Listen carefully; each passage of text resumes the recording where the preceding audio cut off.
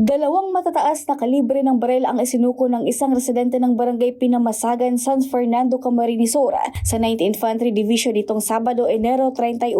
Ayon sa 9th ID, base na rin sa laysay, ang mga baril ay pinagkatiwala sa residente ng grupong Platoon 1 Committing Larangang Guerrilla 2 South Sub-Regional Committee ng BRPC na pinamumunuan ni alias Bitoy. Ang mga isinukong baril na M16 rifle at M653 rifle ay kasalukuyang nasa pangalaga ng Sandigang Batalyon. Ayon sa militar, ang patuloy na pagsuko at pagbibigay ng impormasyon tungkol sa mga rebelde ay nangangahulugan lamang ng unti-unting paghina ng grupo sa rehiyon.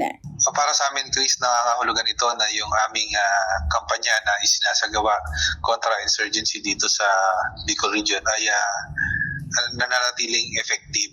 Halo yan, Chris, ng intelligence, ng combat operations at yung civil military operations na isinasagawa namin sa mga liblib na lugar para ipaintindi sa ating mga kababayan yung piligrong dulot na pagsuporta nila sa communist insurgency or dito sa NPA. At karamihan sa aming matatagumpay na operasyon ay bunga ng impormasyong pinabot ng ating mga kababayan na iintindihan kung ano yung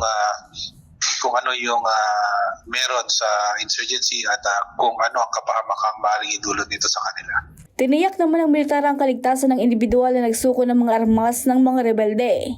Regine Boy, CSN.